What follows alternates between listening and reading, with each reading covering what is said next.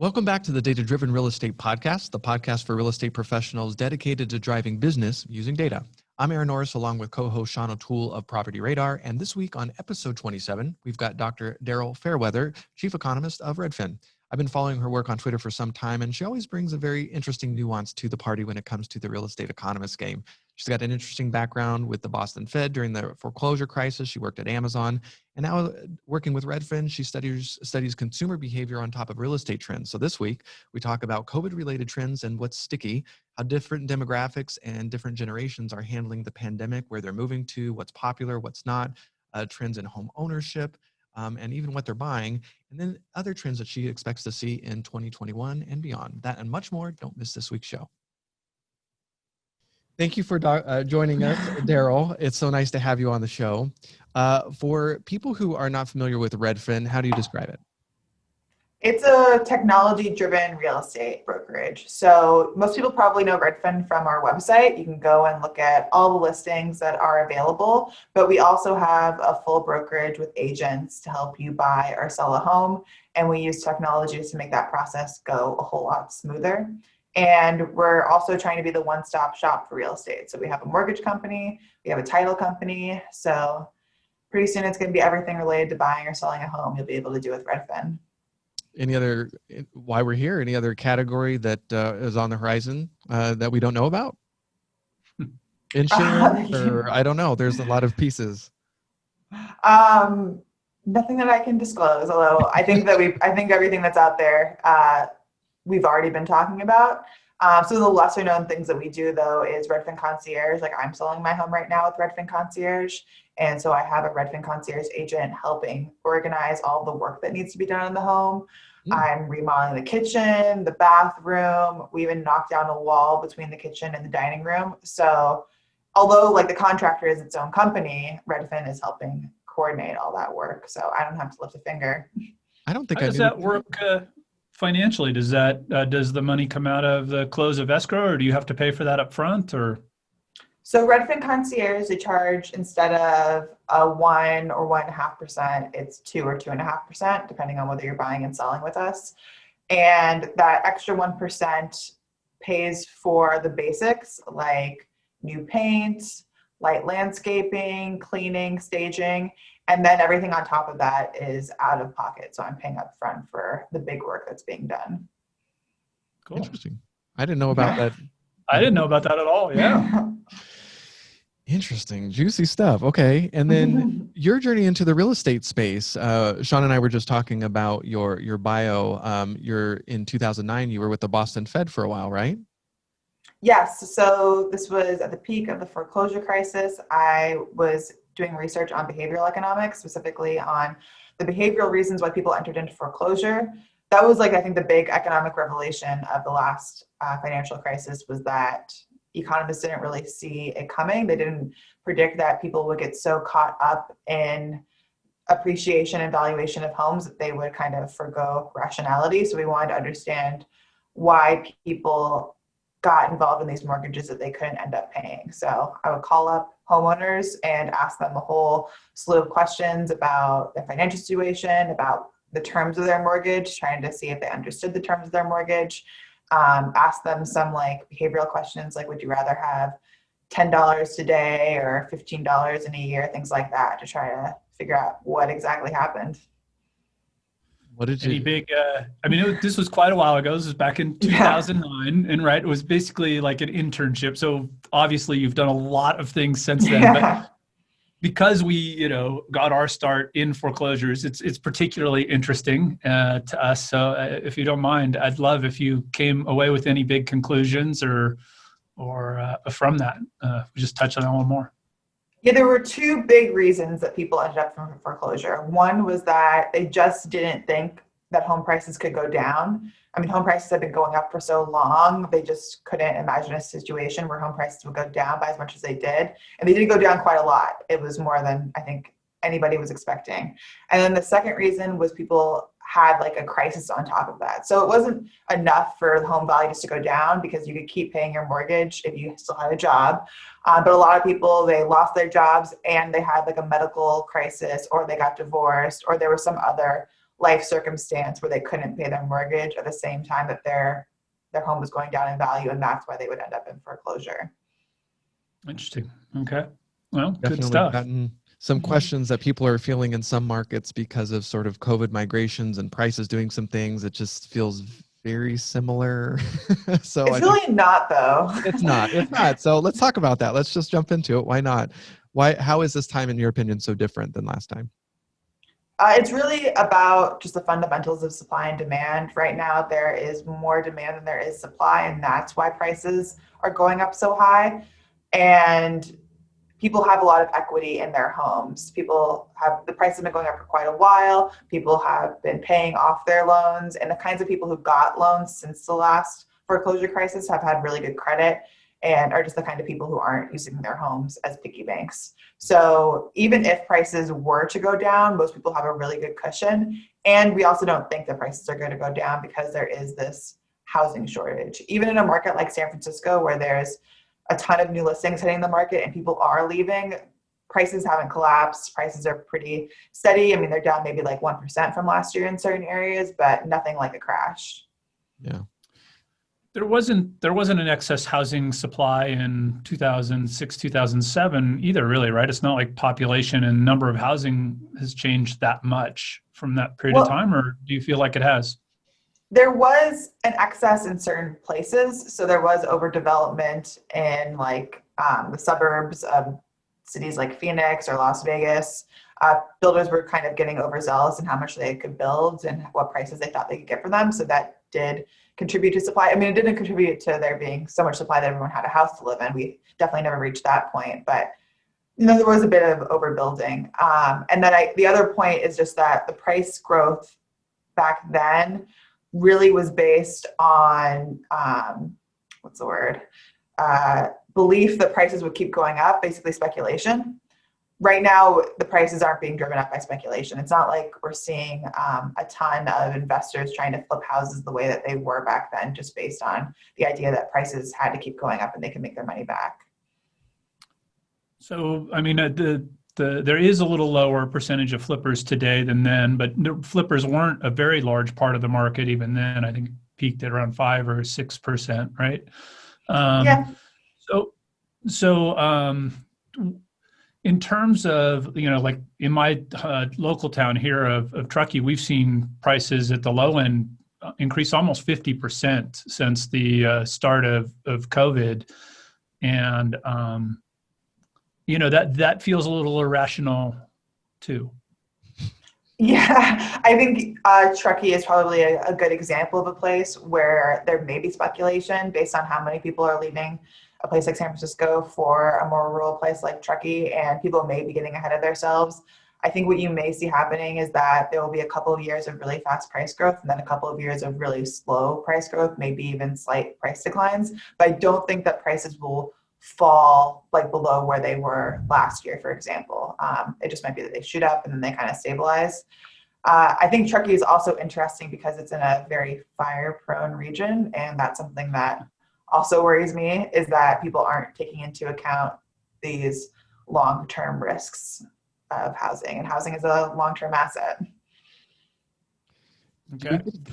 Do you get a sense that we'll have like a buyer's remorse phase, like when people experience their first winters in new markets, or they decide they hit the summer for the first time in Florida, and you're like, what do you mean? This is humidity I've never experienced.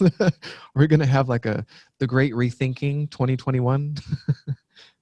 It's possible. I think that there will be a group of people who are very happy with their moves and never want to go back. And there may be some people who maybe got ahead of themselves. But I think overall, the trend has been for a long time people leaving expensive cities for more affordable southern cities like Miami or Austin. And this pandemic has accelerated that.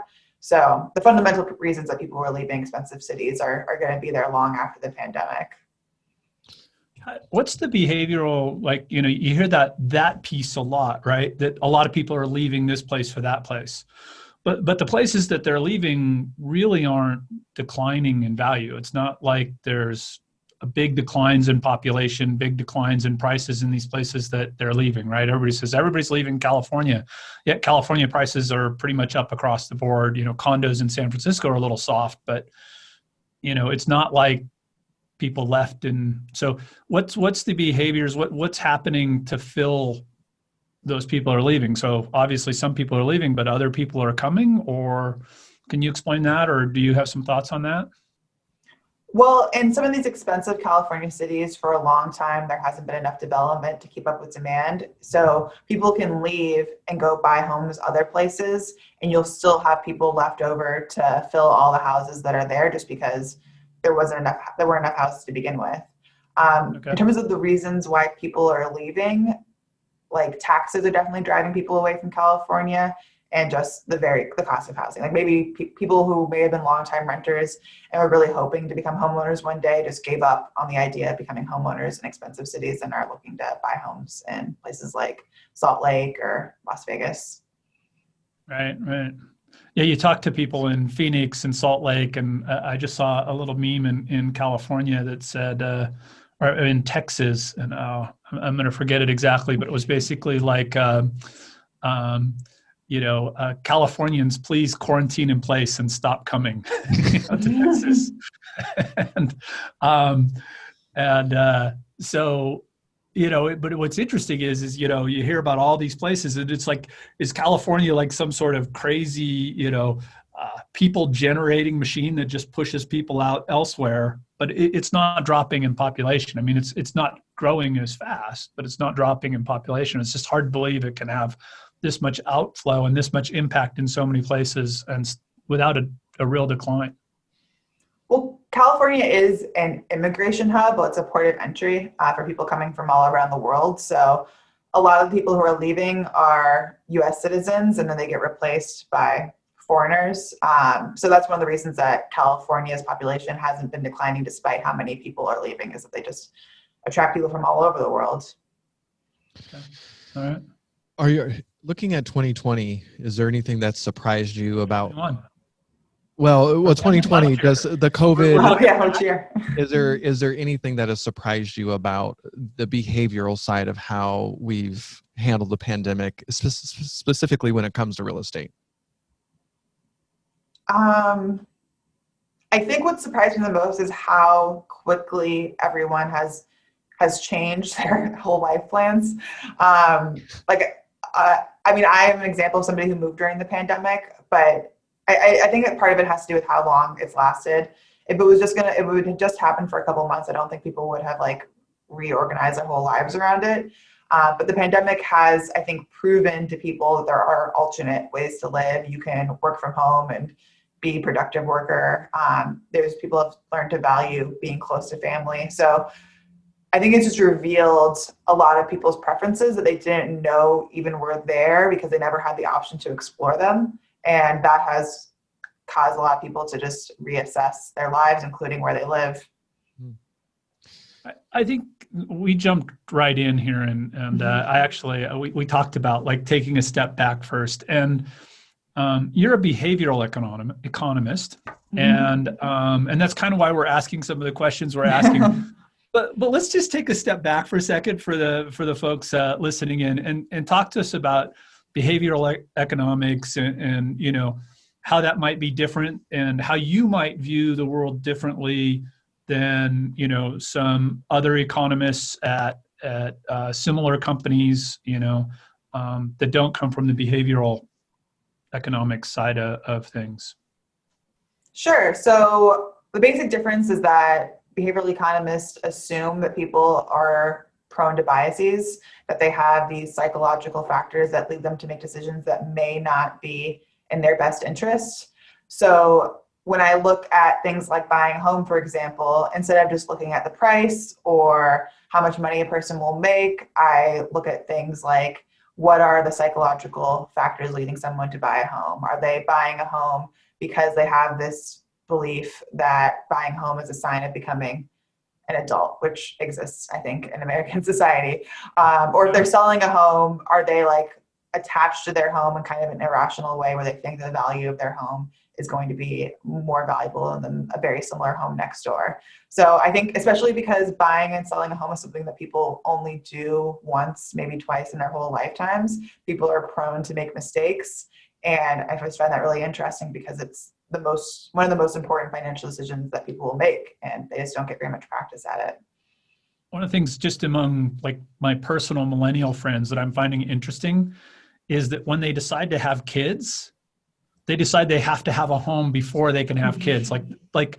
Owning a home is a requirement of having children. That would be an example of a behavioral, right? If you look at the way that home ownership has been trending and how the birth rate has been trending in the US, they do seem to follow each other, that people are having to delay both.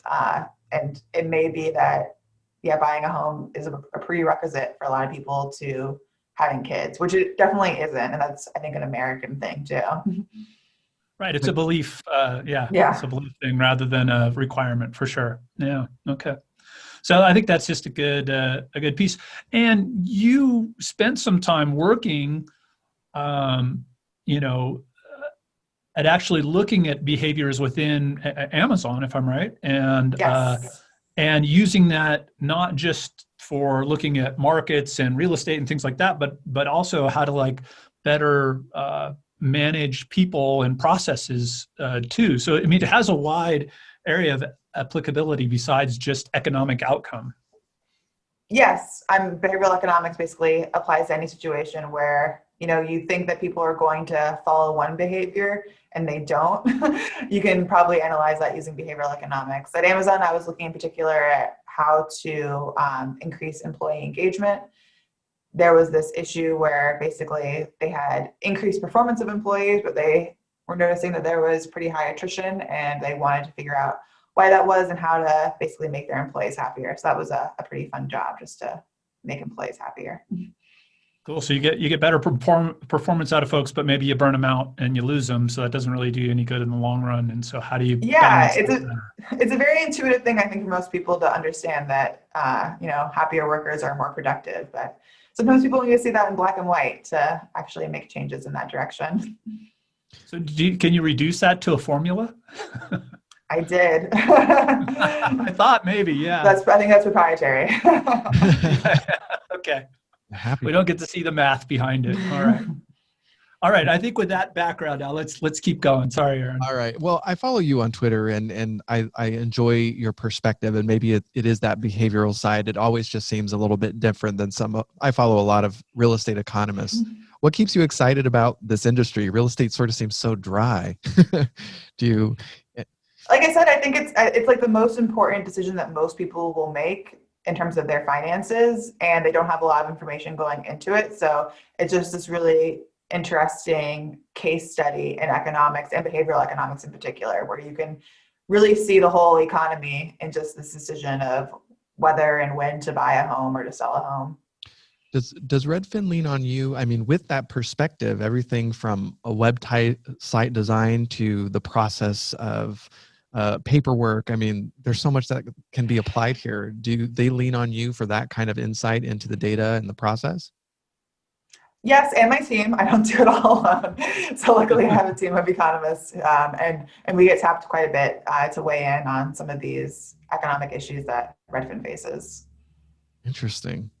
Can you share any of maybe the insights that you bring to the table that, I don't know, people wouldn't think about? One thing that comes up a lot is when we try to understand how much of Redfin's growth is basically tailwinds or headwinds from the greater housing market. So we'll come in and try to figure out, where is the housing market headed relative to where Redfin is? What can we attribute to the initiatives that Redfin has done versus just what's going on in the housing market? Interesting.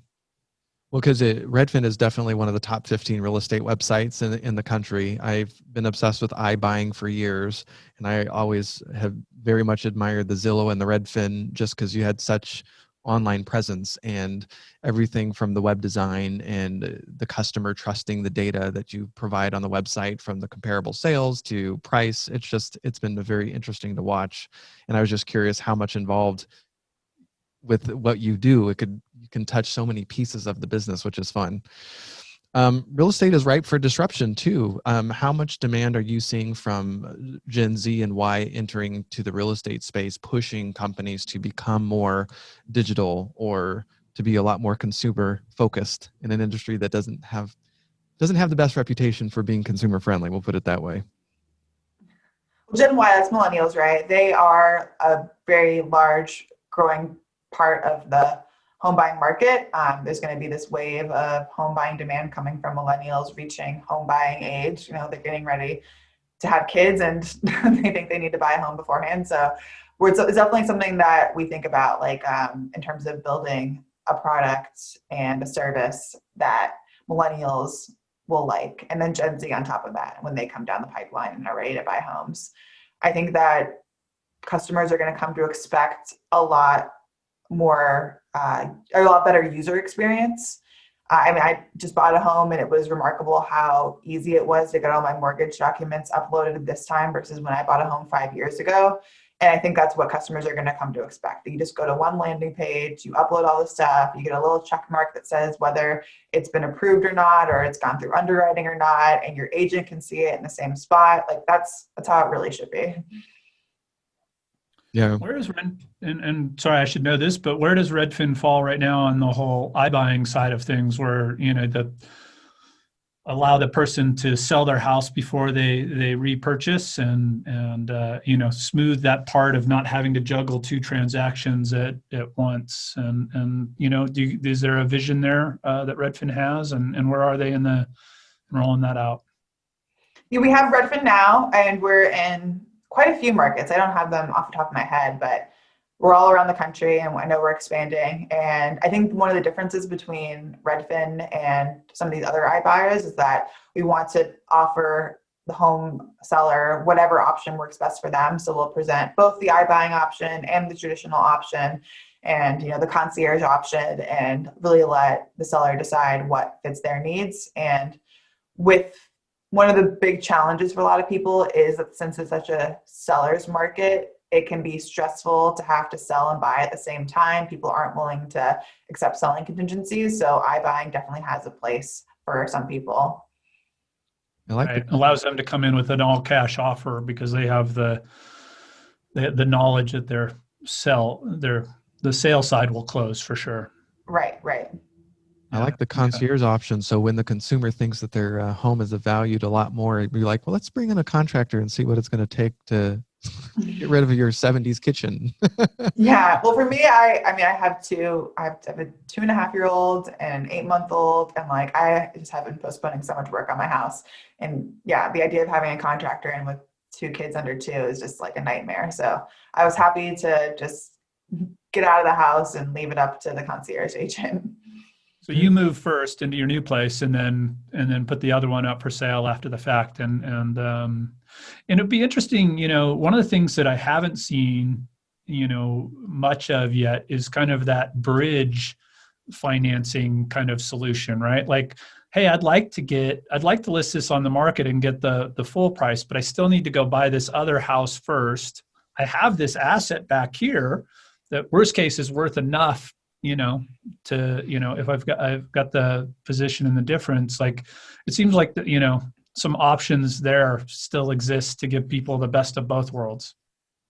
Yeah, I know bridge loans exist. I'm not sure if they're going up or down in popularity right now. The big drawback, I think, is that people don't know what their budget is going to be, right? So if they take out this bridge loan to buy a more expensive home than their current home doesn't sell for as much as they thought it would, they're on the hook for that. So I think it's just a really stressful thing. And with iBuying, at least you get the certainty that this is going to be the sale price. Has there been any research on consumers moving to different markets, and if they're taking a chance? Will their work, is working from home sticky? Is this the new normal, or are they taking a chance, just crossing their fingers, hoping that they're moving and going to allow to stay? And if not, maybe they'll get a new job. I don't know. I haven't seen any research on that. We're actually building a survey on that right now. And preliminarily, it looks like most people believe that if they're working remote now, they'll be able to continue to work remotely. And that makes sense just from an economic perspective. Like, it only takes a couple of employers, leaders to make the call that work from home is allowed for them, and other companies will follow suit, because if they don't remain competitive in the landscape anymore. And it's also just advantageous, I think, to the employer, because they can hire people for more affordable salaries and more affordable places. They don't have to just pay people to be able to afford to live close to the office. I think there are going to be some employers who try to claw people back, but people will kind of self-sort based on their own preferences. If you want to go to the office, I'm sure you'll be able to find an employer who will want you there. And if you don't, you'll probably be able to find one who will be more flexible, especially if you're in a high demand field. All right. I think the big stress there is on managers. Like I've managed people remotely for 20 years. And so it's like, it's no different, pre stay at home and post stay at home for me. Like, there were less people in the office, but it really made no difference. But for somebody who's used to management by wandering around, boy, their life changed a lot this year. Yeah, and I think they'll probably see a big shift in the kinds of skills you need to be a manager, or at least a successful manager of remote employees. Yeah, no, totally agree with that. And so the other side of that, right? We've got people predicting kind of maybe the death of cities, the ruralization of America is one thing that I talk about a lot. And what's your outlook for cities on the other side, right? We talked earlier about people leaving those. What's your thoughts there? I'm pretty optimistic there are only really two cities where we're seeing more people leaving, or people leaving to a point that it's worrisome. And that's San Francisco and New York, because they are the most expensive cities. And a lot of people have been living there just because they have to be close to the office. So I think that's where we're seeing the biggest exodus of people. But those two cities are also like very culturally important. And once the world opens up again, people are going to want to, go to Broadway or go to museums in San Francisco. They have a lot to offer. So I think what these cities will have to do is pivot from being basically an office space to being more of an attractor for people who want to live there for the lifestyle, and also attract tourists, because I know tourism is dead right now, but when things open up again, there are going to be plenty of tourists who want to go visit San Francisco and New York for those reasons, cultural reasons. Yeah, agree. I also just read Pete Flint from Trulia, founder of Trulia. He has a venture capital firm called NFX, and they just did a really interesting article on, and NFX stands for network effects, and talks just basically about how to grow and scale, business. So, but they just did a really interesting blog post, article, whatever, on the network effects of, kind of key cities, and showing how much the difference in growth and valuation, et cetera, are of new business is in these city centers versus other places. And, they were definitely coming to the conclusion that that's going to continue, right? And that these economic hubs will still be important. Have you given any thought to that? Well, I think that, so a place like Austin, for example, is in the news for attracting, Tesla, Oracle. There's a lot. I mean, it seems to be an emerging tech hub. So I think it's going to be very important in the future for the growth of a city like Austin. Once one big employer in a certain field, establishes themselves in a city, it becomes much more attractive for other employers in that same field, because they don't have to work as hard to convince people to move there, because the people they want to hire are already there. So I think it will be still relevant, especially in the growth of some of these emerging job centers. And I think we're probably going to see more employers pay attention to where their employees want to work remotely. And if there becomes like a critical mass of people in one place, they'll open up another office so that they can still have somewhat of a office culture. Yeah. And we've done that in our Portland office. Most of our Portland folks work from home, but we have this office where folks can come in and gather and congregate and, meet for lunch and work on projects and stuff. And I actually love that model where, it's flexible for the employee, but they do have a place to go if there's remodeling or kids or something going on at home that they need to get away from. So I think that hybrid model has a lot of potential. You have access to such cool data. You don't have to wait for the census. You don't have to wait month over month. In a lot of ways, you're seeing things live as they happen. That has got to be tremendously cool. I was particularly interested in asking you this question. As people are relocating, behaviorally, what makes a great city? Is it just a function of affordability? Is it vitamin D in the sun? Like why are people moving where they're moving? Well, I think pre-pandemic, a big driver was just where they could find a job that gave them, the kind of lifestyle they wanted. But now that the relationship between where you live and where you work has been tethered, people are moving more towards where they want to live for their personal preferences. So for some people, that means moving to be close to family, moving back to their hometown. For some people, it's moving to more sunny places. The Sun Belt has been a big attractor of people for a long time, and it'll continue to be that way. And affordability is a factor, but I think it really is just the bigger picture of, where, if you're, for example, raising a family, where do you want to send your kids to school? Are you going to be close to your parents or your in-laws to help with childcare? Does the city or town have the values that you align yourself with? All of those factors are important to people. So Redfin's really made the name for themselves as a brokerage as being probably one of the strongest, real estate search sites. Why is it that still no search sites allow you to search by any of these things that, as a prospective home buyer that's now looking to move, I care about, right? I can't search by what activities are in the area. I can't search by cost of living. I can't search by, job availability in my career, like all these things that I think drive people to move. Not a single search site offers any of those as search criteria. Any thoughts on that?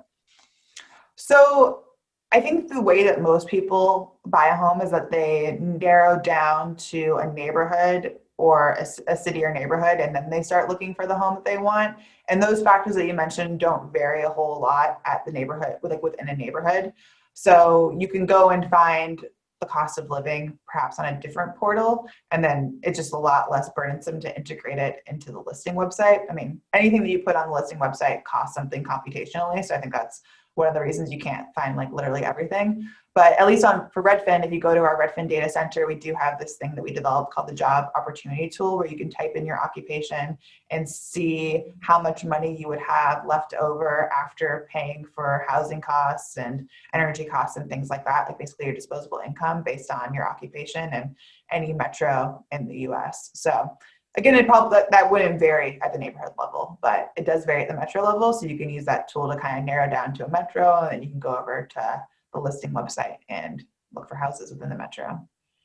Super cool. I like that. So one of the things that you do get to see, right, is you've got a lot of people coming to your site and searching. So you can actually answer that question authoritatively. Do people, when you identify a particular user showing up to your site, are they only looking in one location, or are they bouncing around the way my wife and I do from, Austin to San Luis Obispo to Portland to wherever, like we're all over the place. We don't know where the heck, next is.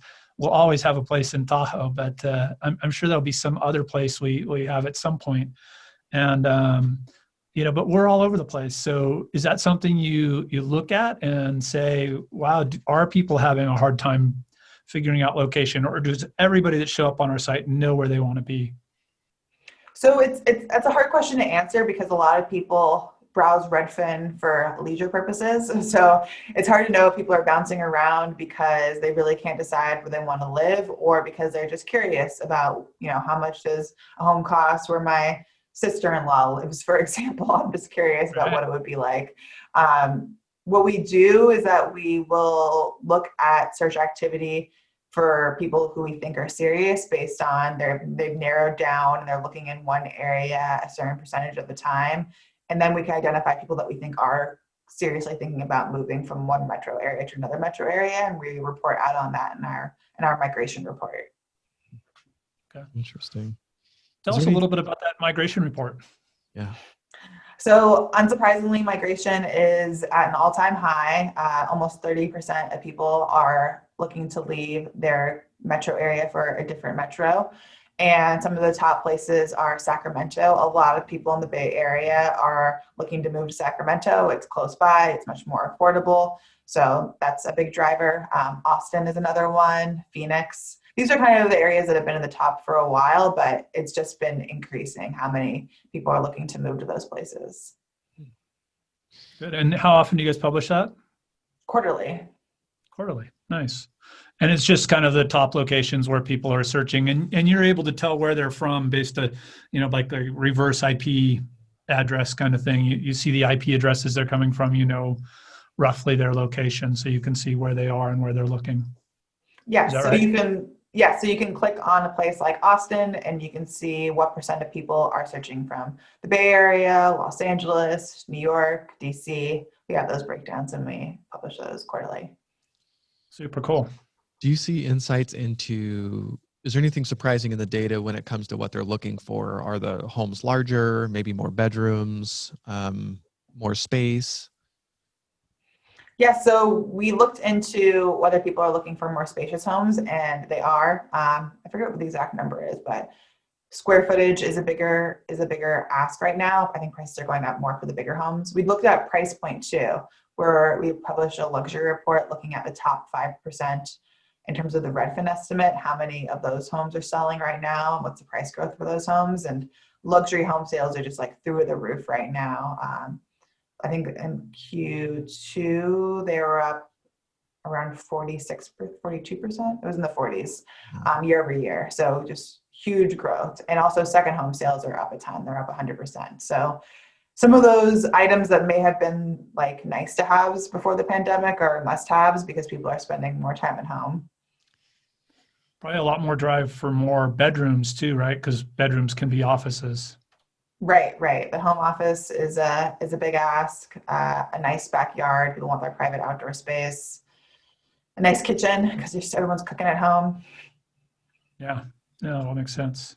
Interesting. Yeah, I know the builders have talked about for the last number of years, the average square footage that the builders were doing have slowly gone down. I don't know if that was a function on average of more condos being built or something, but I think the conversation is that that's expected to increase as well. You have some, I will definitely link to this article. You have some 2021 predictions on the Redfin website. Maybe you can share with us a little bit about some of the things you've talked about, because you definitely talk about some things I don't usually hear. So one is that we think that home sales are going to increase more than 10% next year.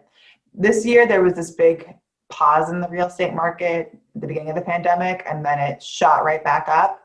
And overall, we're going to end the year about 5% higher home sales than in 2019. But then in 2021, we expect that to increase another 10%. And that's driven a lot by low mortgage rates. I mean, mortgage rates are just lower than anyone ever thought they would get. And that's making home ownership more affordable. And also remote work has just encouraged a lot of people to make a move. They're spending more time at home. They're reevaluating whether or not the place they're in is really where they want to be, or they're just living there because it's close to the office. And that's just driving a lot of people to move. It's happened this year, and we think it's going to continue even more so next year. I think one of my favorite headlines of your report is something I don't see a ton of people talking about. You said the homeownership rate will reach 70% for the first time since 2005. And that looks so different because we're not doing liar loans anymore.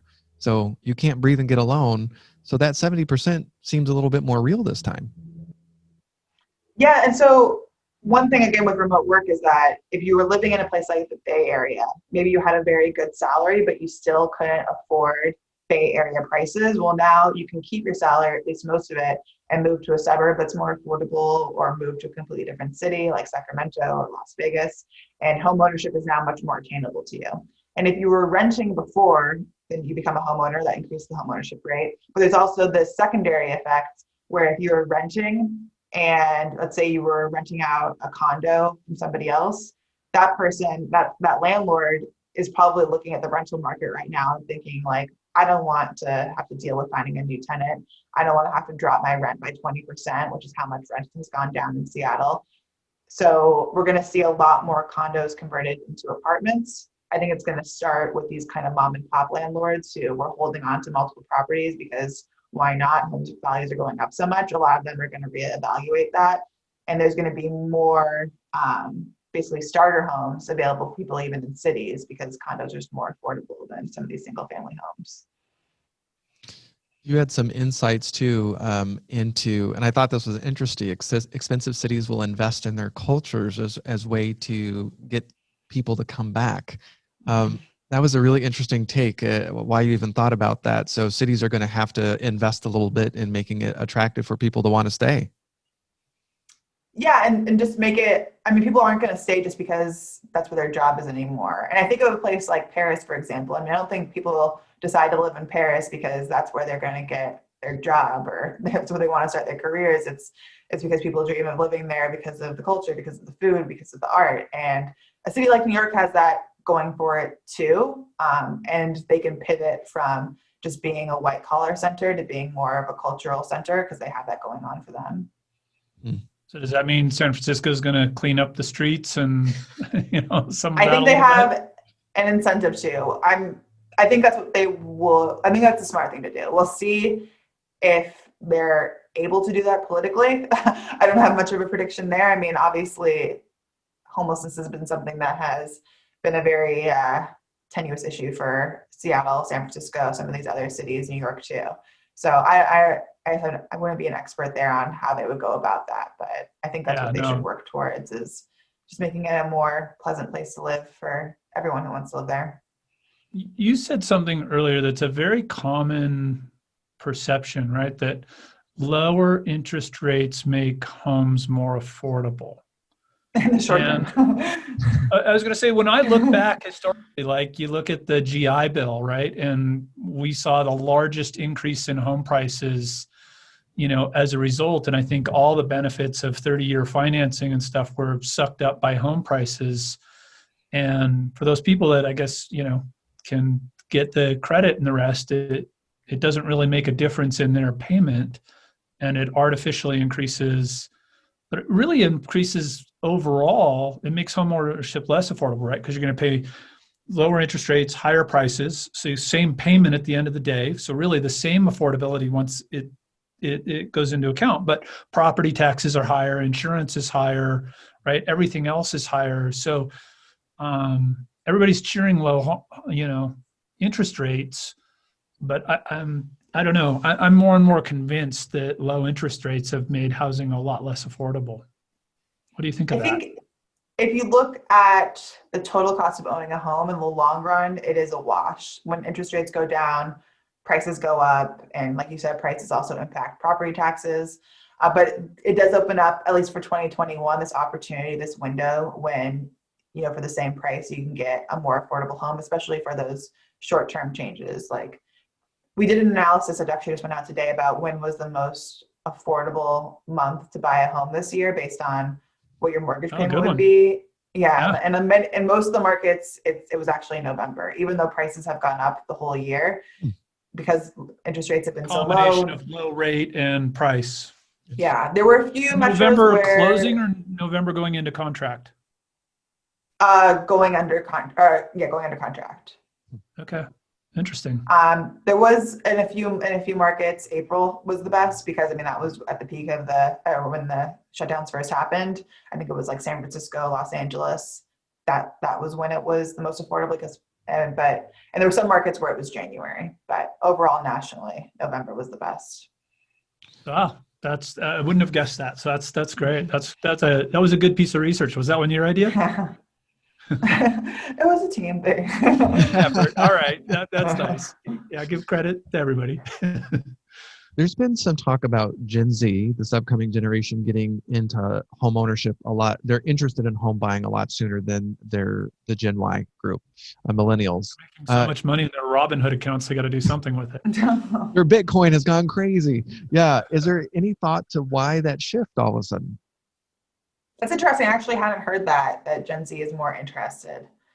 I think it came up at a conference last year at the National Association of Real Estate Editors, and I think it came from the builders that they had done a survey, and Gen Z, one of their hurdles was that they thought they had to have 11% down but that they were very interested in using a realtor in the transaction, and they were interested in home ownership more so than their millennial cohorts, which I thought was very interesting. I mean, I think millennials were scarred by the foreclosure crisis. I think up until that point, we heard from our parents that home ownership was like the most safe investment.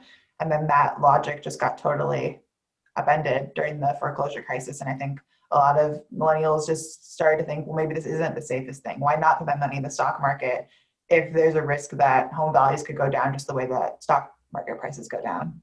A lot of people don't talk about that, though. They just said, hey, they decided to overeducate. They have too much debt, and that's why. But they don't talk about them watching their parents go through the foreclosure crisis as possibly one of the data points that caused them to hold on.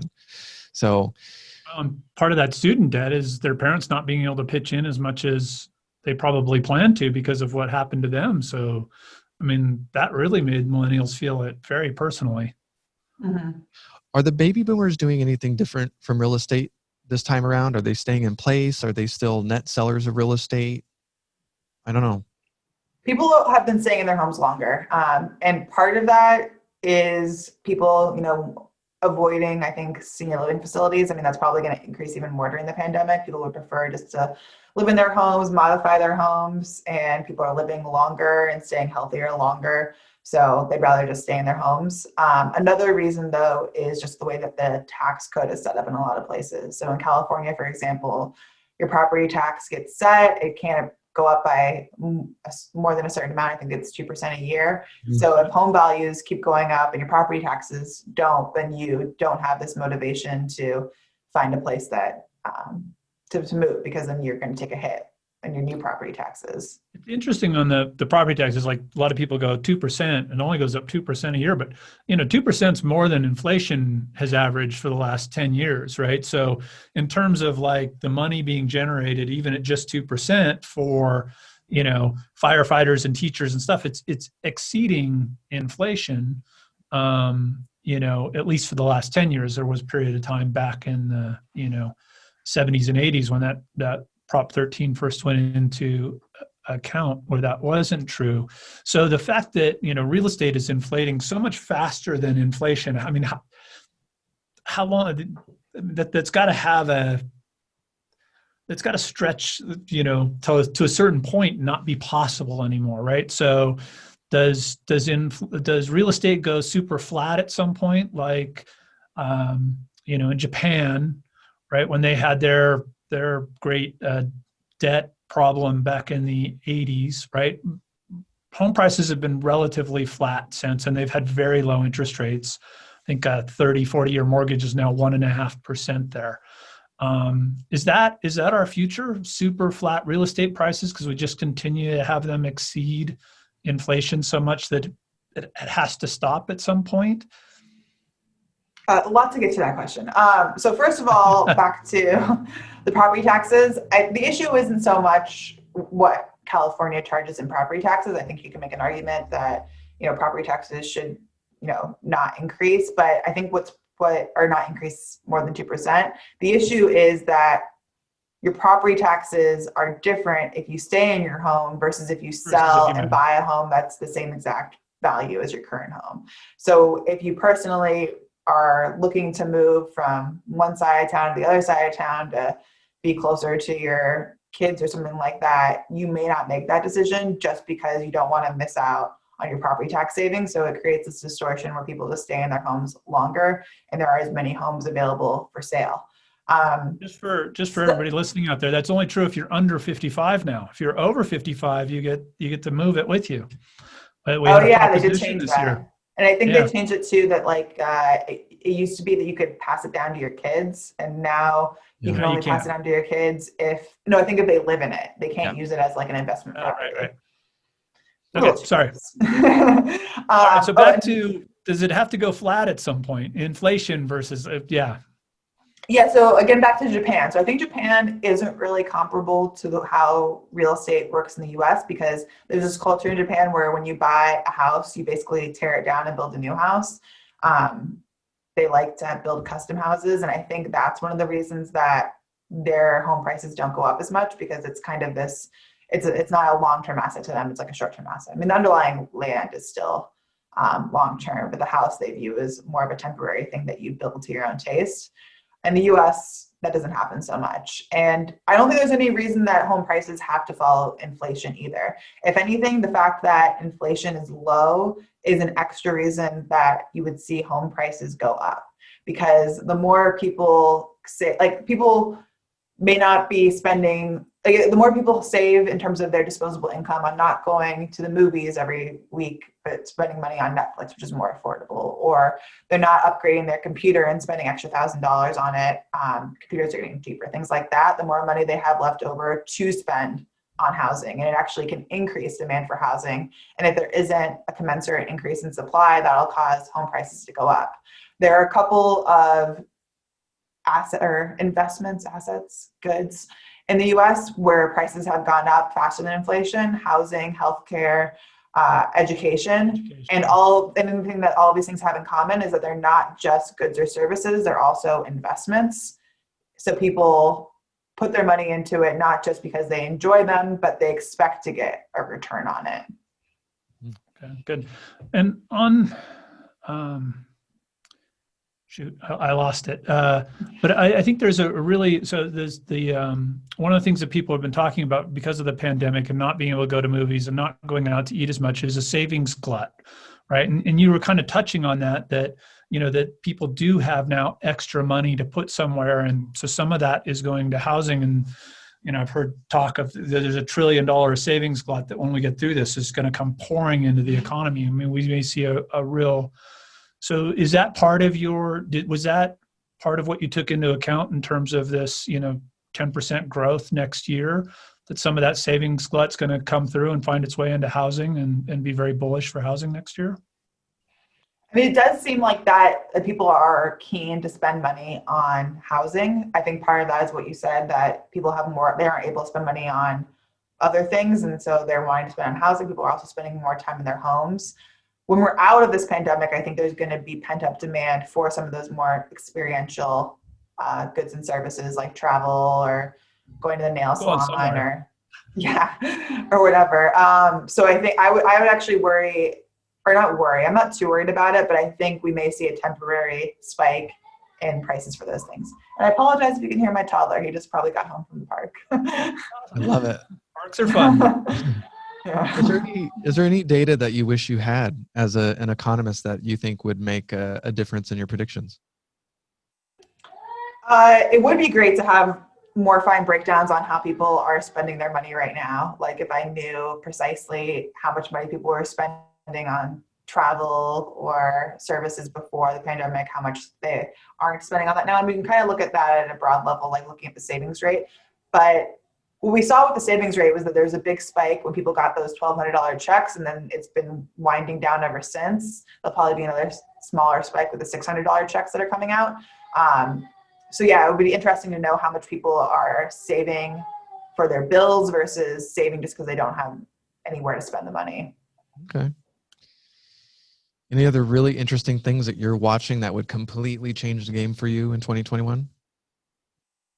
I'm just excited about technology in real estate. I mean, there's been this big, during the pandemic, people have been trying out new ways to buy homes, whether it's clicking through a 3D scan on a home, having their agent do a video tour of a home. So I think next year or in the years to come, it'll be really interesting to see how much more technology adoption there is in real estate. Very cool. Well, anything else we should talk about before we talk about where people can follow your work? You do a lot of really cool stuff. Your team does. And well, maybe just list off the migration report I wasn't familiar with. So are there other key reports and things you'd like to mention, folks, to check out? Sure, we do a luxury report every quarter. So looking at just that top 5% of home values. Well, actually, we've changed it a bit. So we break it out by different price points. It's not just luxury, but we do compare different price points and the home sales that are occurring in there. We have a new construction report, so tracking how many new homes are being built. What else do we have? Oh, we have like hottest neighborhoods. We just published that report, and the top neighborhoods right now are vacation towns and suburbs. That's where people want to move. And they're moving away from the cities. Some of these places, like I mentioned, that are more desirable for their lifestyles. Do we get to swipe right, swipe left, hot, not? Yeah, we gotta think of like a better adjective in real estate. All we ever talk about is like real estate is so hot right now, or Yeah. it's kind of like Just doesn't sound as all. good. Like, it's so livable. The quality of life is amazing. Yeah, No, it's, how do you capture that? Interesting. yeah, I will make sure to link to some of those reports. I follow you on Twitter. That's where I yes. stay on top of a lot of stuff that you're specifically talking on. And At Fairweather PhD, if anyone wants to follow me. yeah, You and can I'll hear me talk definitely link. about I'll board link. games and real estate. You say board games? Yeah, Oh, that's one of my interests. You can actually see my part of my collection back there. oh, those are, I couldn't see that. I thought those were books. I have to ask, favorite board games of 2021. What should we be playing? If you're into real estate and board games, you should check out Suburbia. It's this great game where you can build a town, you can put down housing, you can build offices, and you can competitively design your own town. Guilty I'm in. pleasure for I'm me on. is SimCity. Yeah, that's great. Yeah, it's great for fans of SimCity. Uh-oh. I can get lost for hours in SimCity. I don't have it anymore on my iPad because I would play it too much. It's ridiculous. I Very know we're cool. out of time, but that just reminded me, one last big question. Re-realization, what are you seeing in buying trends out in places that, people wouldn't have previously bought? Are you seeing any of that? Low Yeah, Earth during the orbit satellite? summer, during Yeah. the summer, rural home prices spiked well above urban prices. It was like rural prices going up the most, then suburban, then urban. Just as people wanted to get out to the wide open spaces. I think that's part of just the pandemic, and maybe I think part of that there will be a backlash to it. Like I think people maybe over-indexed on the benefit of wide open spaces when there was some fear of dense living at the beginning. But in the long term, I think that we will see people leave urban areas for more suburban places. So you still, so more bullish on suburban than rural. Yeah. Well, maybe I think you'll see like the urbanization of the suburbs where you see more restaurants pop up in the suburbs, more shopping, things like that, and maybe the suburbanization of more rural areas. But yeah, I wouldn't be too bullish on like, places True that rural. don't have a ton of amenities. Okay. Fair enough. There's only Good so many stuff. things you can do in a cornfield. Yeah. Very cool. Well, thank you so much for your time. I'll make sure to post all these links so people can follow your work. And thanks for being here. Thank you. This is a pleasure. Thank you for listening to the Data Driven Real Estate Podcast. You can find show notes and links to some of the resources mentioned in the show at datadrivenrealestate.com. Click that Join the Community, and you'll be forwarded to the Property Radar community where you can ask questions about the current show and even see upcoming guests and ask questions there. We'd love to engage with you in the community, so check it out. Please don't forget to like, favorite, subscribe, and share on your favorite platform where you're listening to the show. It helps us out a great deal. Thanks for listening, and we'll see you next week.